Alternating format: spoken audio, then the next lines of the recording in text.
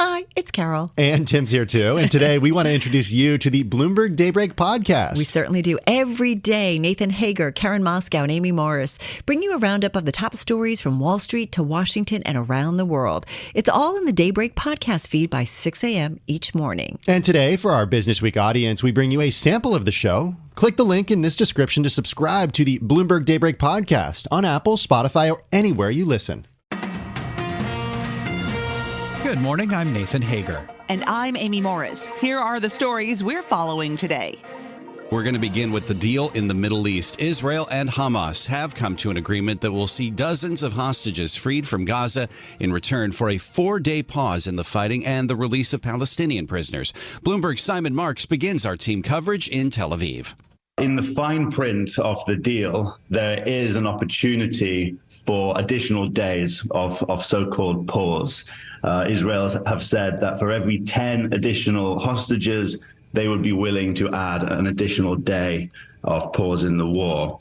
But at the same time, Benjamin Netanyahu, the prime minister, has been very clear to say this does not mean the end of the conflict and that their original goals to eradicate Hamas and de-radicalize Gaza, etc., is still very much the stated aim. Bloomberg's Simon Marks says the pause is expected to begin tomorrow morning. This temporary ceasefire was pushed for by the U.S. and its allies. We get more from Bloomberg political contributor Jeannie Sheehan Zaino. It is a big move forward for many people because it's really the first diplomatic breakthrough we've seen since the war began after the October 7th attack. But it comes with so much trepidation and so many questions. This is not a ceasefire, it's a pause.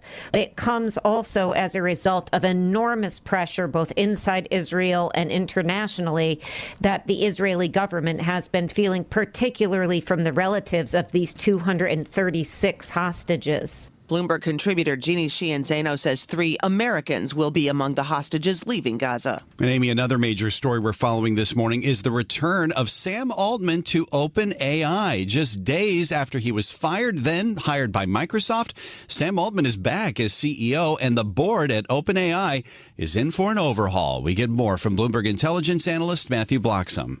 I kind of think the board were backed into a corner, and I think they risked just seeing the company unravel. So I don't think they had really any choice. I think from here the big questions are going to be, okay, what's the detail? What beyond a new board that looks more supportive of Sam Altman? Are there going to be more profound changes to the structure of the company? What does this mean for the possible IPO? How they're going to kind of commercialize things like ChatGPT more effectively to kind of take advantage of the opportunity that's there. Matt Bloxham with Bloomberg Intelligence says the initial board will be led by Brett Taylor, a former co-CEO of Salesforce. Other directors include Quora CEO Adam D'Angelo and Larry Summers, the former Treasury Secretary and a paid contributor to Bloomberg. And sources say Microsoft is also likely to get representation on the new board, certainly as an observer, possibly with 1 or more board seats. In a post on X, Microsoft CEO Satya Nadella praised the changes at OpenAI, calling them, quote, a first essential step on a path to a more stable, well-informed, and effective governance. On a very busy morning, Amy, we're also following market reaction to one of the most highly anticipated earnings reports.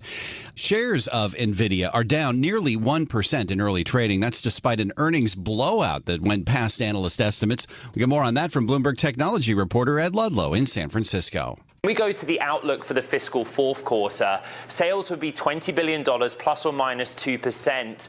And while that's a really strong outlook, there was some commentary from NVIDIA that they expect sales or shipments of GPUs to China to drop in the current period or the fiscal fourth quarter as a direct result of the expanded U.S. technology export curbs. What we're talking about is NVIDIA's inability to ship the cutting-edge GPUs to the Chinese market. But they were very clear that will be offset by demand from other markets around the world.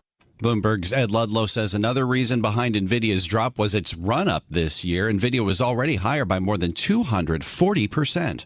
And a big name in the cryptocurrency space is taking a legal fall. Binance, the world's largest crypto exchange, has pleaded guilty to anti-money laundering and sanctions violations. Attorney General Merrick Garland says Binance failed to stop suspicious transactions with terror groups, including Hamas, and violated several laws, including the Bank Secrecy Act.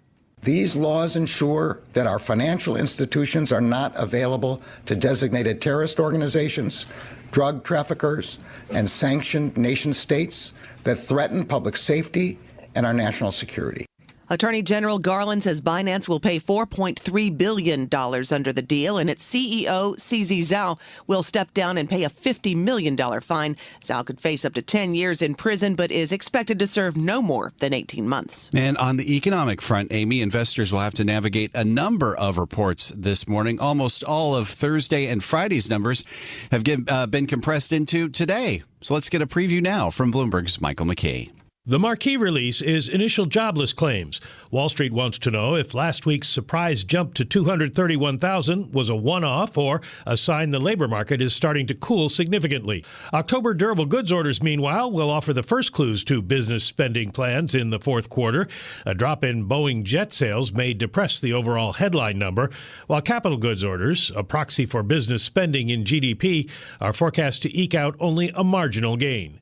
Finally, the University of Michigan's final reading of consumer sentiment for November may influence some investors' views of holiday season consumer spending. Michael McKee, Bloomberg Radio.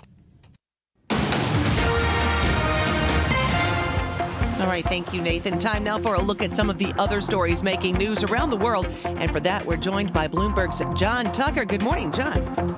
Yeah, good morning, Amy. The Pentagon confirming it conducted an airstrike against Iranian-backed militants operating out of Iraq. Let's get more on the story this morning from Bloomberg's Ed Baxter.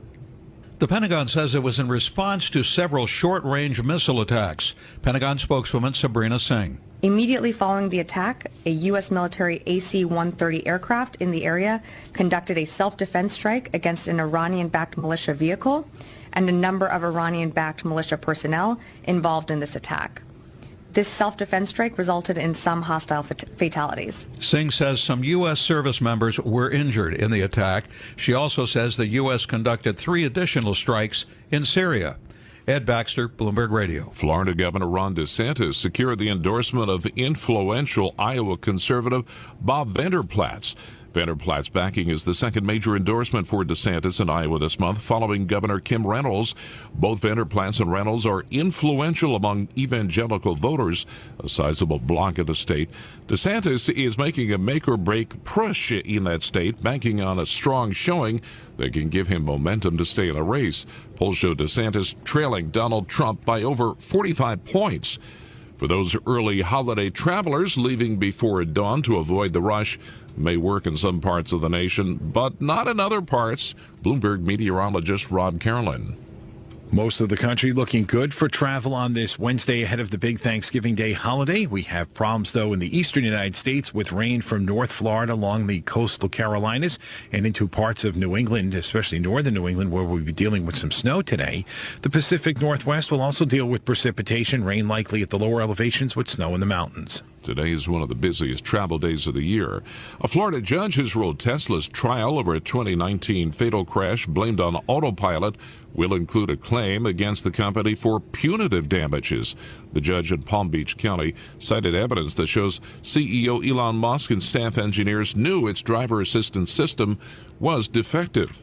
Global news 24 hours a day and whenever you want it with Bloomberg News Now. I'm John Tucker, and this is Bloomberg. Amy. All right. Thank you, John.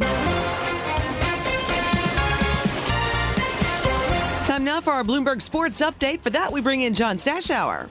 Amy, only 2 weeks to go in the college football regular season, and the College Football Playoff Committee out with its latest poll last night. Georgia remains number 1 with Ohio State second, Michigan third. Those two teams play each other Saturday in Ann Arbor. A change at the 4 spot. Washington moving ahead of Florida State. The committee denying that it's due to Florida State having just lost its quarterback, Jordan Travis, to a season-ending injury. Oregon is currently 6th. Will play Oregon State on Friday. Texas is 7th. The Longhorns play Texas Tech on Friday, and Alabama is 8th, and the Crimson Tide play the Iron Bowl game against Auburn on Saturday. College basketball, a lot of the top teams of the nation have gone to Maui. Number 1 Kansas lost to 4th-ranked Marquette, 73-59. Second-ranked Purdue, a 71-67 victory over 7th-ranked Tennessee. In the NBA, a game between Indiana and Atlanta, and both teams scored over 150 points. That's only the 7th time that's ever happened in NBA history. The Pacers beat the Hawks 157 to 152. Both teams shot 60% from the field. San Diego Padres have named Mike Shildt their new manager. He managed the Cardinals for 4 years, got them into the playoffs 3 times. He replaces Bob Melvin, who left the Padres to go to the Giants. Willie Hernandez, who won the Cy Young Award and the MVP in 1984 pitching for the Tigers, has passed away at 69. John Stashower, Bloomberg Sports. From coast to coast, from New York to San Francisco, Boston to Washington, D.C., nationwide on SiriusXM, the Bloomberg Business app, and Bloomberg.com. This is Bloomberg Daybreak. Good morning, I'm Nathan Hager. The relentless war in Gaza since Hamas's October 7th attack on Israel looks like it's taking a pause. Both sides have reached a deal that will see Hamas release dozens of hostages in exchange for Palestinian prisoners. And for more on this agreement, we are joined by Bloomberg News senior editor Bill Ferries. Bill, thanks for being with us. Let's start off first with the terms of this deal. What exactly have Israel and Hamas agreed to after these days of talks? Well, what we know from both sides and from the Qataris, who have been really kind of leading the mediation efforts here, is that within the next less than 24 hours now at this point, what we call a humanitarian pause in the conflict will go into effect. Hamas has agreed to free initially 50 hostages. We expect these to be women and children who were taken when they stormed into Israel on October 7th. In return, Israel will begin looking at releasing perhaps dozens of Palestinian prisoners, also likely to be women and children. But the interesting thing about this is it's a 4-day pause, but there's a potential for an extension here if Hamas agrees to release more hostages. So basically, for every additional 10 hostages the Hamas releases, that extends the pause by a day. Remember, Israel estimates about 240 people were taken hostage during those October 7th attacks. So this has the potential to extend the deal quite a bit. In return, as I said, Hamas gets some prisoner releases from Israeli prisons. They also get an end to overflights and bombing, airstrikes of Gaza in that time, and really the chance to get a lot more aid flowing in terms of medical supplies and fuel for nonprofit groups that do humanitarian work. So all sides, I think, had an interest at this point in reaching a deal. There were a lot of hiccups in the process, but it looks like it should be going into effect within the coming day. Let's talk about some of those hiccups because, as you know, Bill, Israeli Prime Minister Benjamin Netanyahu had said as these talks were underway that he wouldn't agree to any pause at all unless all the hostages were freed. So what did it take to get at least this kind of a deal done, the possibility that we could see more pauses and this potential for a trickle of hostages to be released over time? Well, you're right. It wasn't clear at all that a deal would ever happen. Qatar got involved soon after those October 7th attacks and started trying to find a way to focus really on hostages and getting them back. The U.S., the Biden administration was deeply involved in these talks as well. And you're right. They did. There was this push to have all hostages released at once. That didn't seem to be getting much traction. And Hamas came back with an offer of 50 hostages in one tranche, and then potentially more in the coming days. What we know is that the leader of Qatar continued to stay very engaged in this, and what we ended up seeing was really an agreement to kind of bridge that divide with the 50. President Biden had a conversation with Prime Minister Netanyahu at one point. And they really felt like this was probably the best deal they could get for now. The U.S. was really encouraged by the early release of a couple Americans who were taken in the October 7th raid. And they basically built on that. So they went from an initial request of 50 to what could be dozens more than that. We kind of have to see where it goes. But the priority was always initially on women and children and the elderly. civilians, and then looking more at soldiers from both sides. And I think that's where talks on further releases will get more complicated. And even as we see this deal get implemented, as you say, possibly as soon as after tomorrow, Prime Minister Netanyahu is saying that this won't mean that the war itself is coming to an end. What should we expect when it comes to the fighting and the progress that Israel wants to make against Hamas once this potentially initial pause takes effect? Yeah, I mean, I think it's important to note that all sides are calling this a pause. I think I've seen the word truce, a temporary truce, things like that. No one is calling this an end to the conflict before they voted to accept this agreement. They've said that the war will continue. They want to go after eliminating Hamas and returning all the hostages. And they said, when this truce ends, they will go back and the fighting will resume. So it's an important, significant step here, but it's not the end of the conflict as we know it. Okay. Bill Ferries, Bloomberg News senior editor, joining us this morning after we learned that a deal has been struck now between Israel and Hamas to pause the fighting in exchange for hostage releases, at least some of the hostages initially being released from Gaza. Now we want to turn to the latest deal at OpenAI. This saga that began last Friday may be over. After intense pressure from investors, Sam Altman is returning as the CEO of the ChatGPT parent company, and the board at OpenAI looks like it is about to go through a serious overhaul. Let's bring in Alex Webb for more on this story. He covers tech for us for Bloomberg News and has been following this since the sudden ouster last Friday and now the sudden return. Help us make sense of this, Alex. I mean, it's a big victory for Microsoft, essentially. The thing that appears to have happened, and this is what some of the reporting suggests last week, is that one of the reasons Sam Altman was ousted was concern that he was prioritizing the commercial impulses of the company over what actually is his mandate, namely to improve, and this genuinely is the wording, it is to work for the benefit of all humanity. Now, Microsoft is almost certainly going to be getting greater oversight, greater sway at a board level over what happens at OpenAI. The company is therefore going to be run ever so slightly more in the interest of Microsoft, not necessarily in the interest of all humanity. The three members have been appointed to the board: Adam D'Angelo, the CEO of Quora, who was already on there. The new ones are going to be Larry Summers, of course, former Treasury Secretary under Bill Clinton, and Brett Taylor, the former co-CEO of Salesforce. There are going to be as many as 9 additional board members. The expectation is that perhaps 2 of those could be representatives of Microsoft, and Altman himself could well rejoin the board.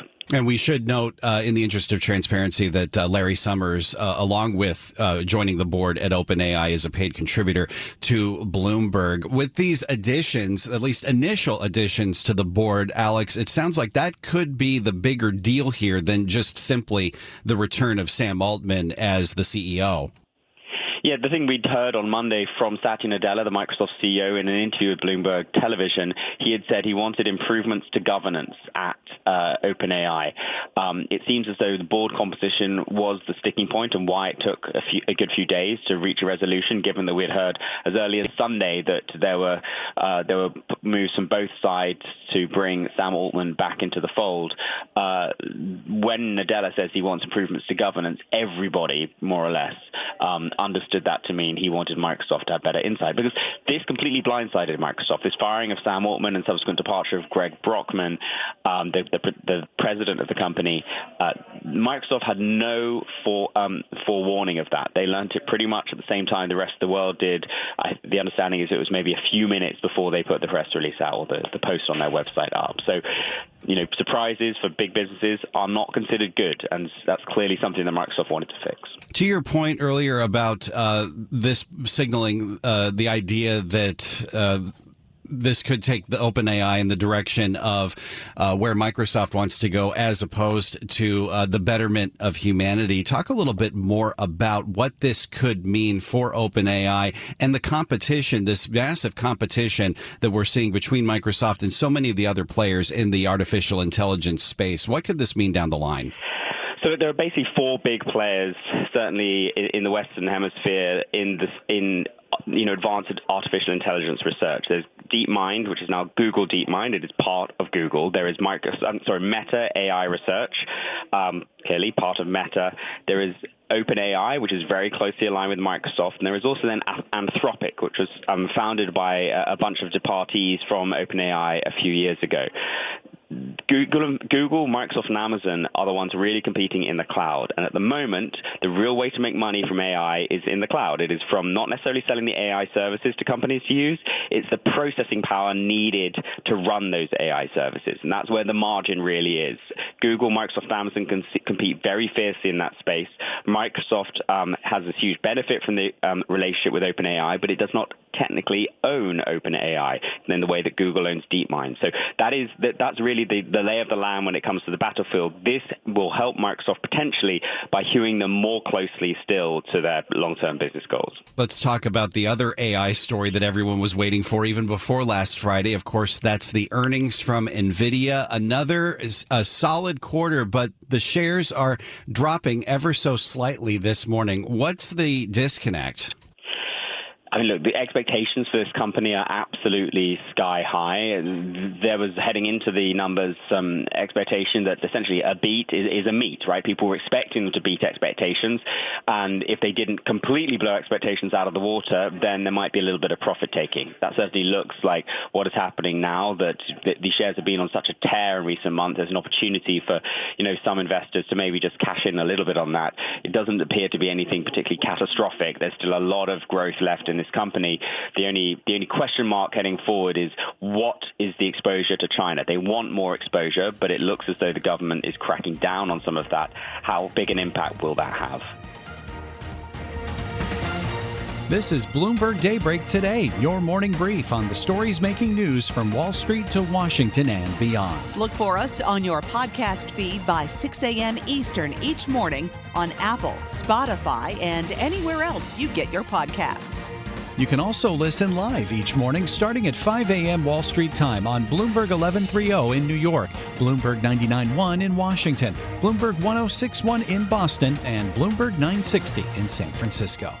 Our flagship New York station is also available on your Amazon Alexa devices. Just say, Alexa, play Bloomberg 1130. Plus, listen coast to coast on the Bloomberg Business app, SiriusXM, the iHeartRadio app, and on Bloomberg.com. I'm Nathan Hager. And I'm Amy Morris. Join us again tomorrow morning for all the news you need to start your day right here on Bloomberg Daybreak.